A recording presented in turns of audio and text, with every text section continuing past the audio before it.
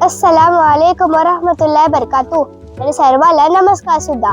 मी मायरा शेतापकर माहिरा मुस्कान ह्या YouTube channel मध्ये पुन्हा एकदा एक व्हिडिओ मध्ये आपल्या सर्वांचे मनापासून सहर्ष स्वागत करत आहे। मला आशा आहे की तुम्ही सर्वजण ठीक असाल।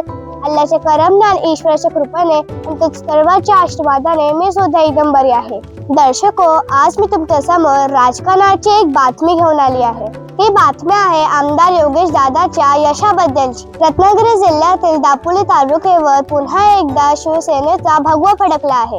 दापोली तालुका हा शिवसेनेचा बालेकिल्ला असल्याचे पुन्हा एकदा सिद्ध झाले आहे। दापोलीत आमदार योगेश दादा कदम यांची राजकीय ताकद पुन्हा सिद्ध झाली आहे। जिल्हा परिषद आणि पंचायत समिती निवडणुकीत शिवसेना शिंदे गटने दणदणीत विजय मिळवत तालुक्यावर सत्ता मिळवली आहे। जिल्हा परिषदेत 6 पैकी 6 जागांवर भगवा फडकला आहे, तर पंचायत समितीच्या 12 पैकी तब्बल 10 जागांवर शिवसेनेचे उमेदवार विजयी झाले आहेत। उर्वरित 2 जागा बीजेपी आणि राष्ट्रवादीच्या खात्यात गेल्या। आमदार योगेश दादांवर विश्वास ठेवत लोकांनी पॅनल टू पॅनल पाठिंबा दिला। ह्या निकालामुळे शिवसेनेचा बालेकिल्ला अधिक मजबूत झाला आहे। आमदार योगेश दादा कदमवर लोकांनी भरपूर विश्वास दाखवला आहे। मी पुन्हा एकदा माझ्या चॅनलच्या माध्यमातून सर्व लोकांना आणि उमेदवारांना मनापासून भरभरून शुभेच्छा देत आहे। सर्वप्रथम दापोली तालुक्यात खूप दिवसांपासून प्रचार सुरू होता। विशेष म्हणजे ह्या प्रचारात स्वतः आदरणीय रामदास भाई कदम उतरले होते। त्यांच्यासोबत आमदार योगेश दादा कदम देखील मैदानात प्रचारासाठी उतरले होते। सुद्धा आमदारांचे हात बळकट करण्याची ही निवडणूक आहे।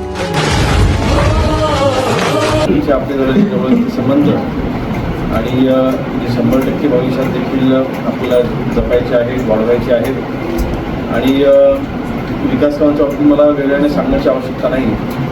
नक्कीच आज जरी माझी विधानसभेची निवडणूक नसली तरीसुद्धा जिल्हा परिषद आणि पंचायत समिती निवडणूक ही माझे हात बळकट करणारी निवडणूक असणार आहे। दापोली, मंडणगड आणि खेड तालुका ह्या सर्व ठिकाणी आमदार योगेश दादा कदम प्रचारासाठी फिरत होते। त्याचबरोबर कार्यकर्त्यांनी देखील प्रचारासाठी सहभाग घेतला होता।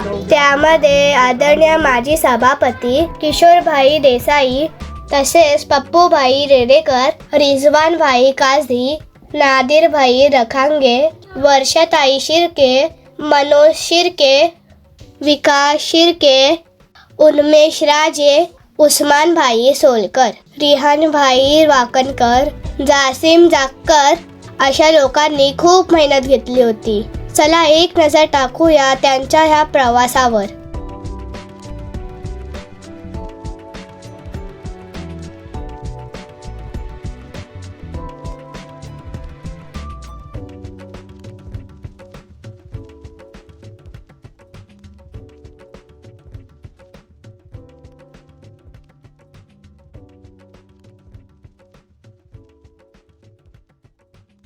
लेकिन हम इस मोहल्ले को लेके हमेशा कॉन्फिडेंस में रहे।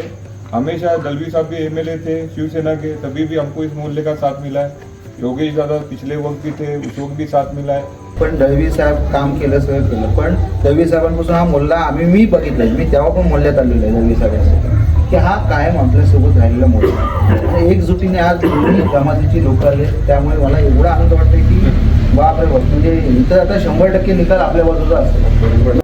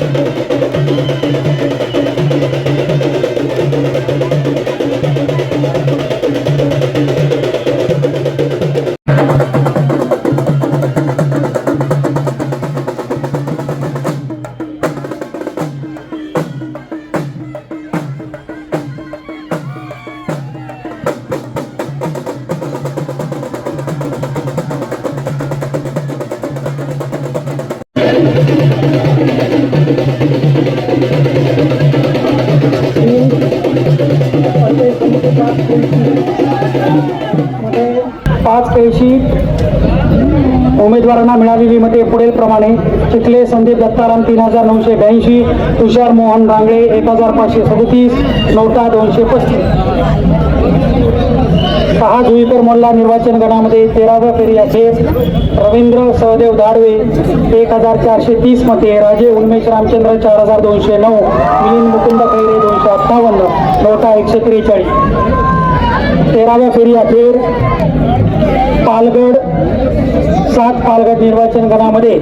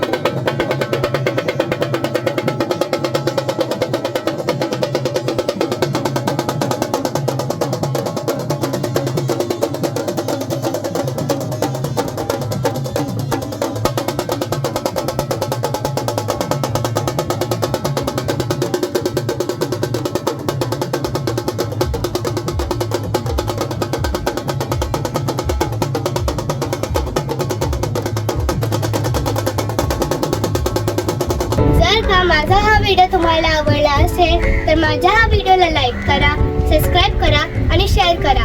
आणि हो, कमेंट बॉक्समध्ये कमेंट करायला विसरू नका. आता व्हिडिओमध्ये वेळ झाली आहे इथेच थांबण्याची. तोपर्यंत तुम्ही तुमची आणि तुमच्या कुटुंबाची काळजी घ्या.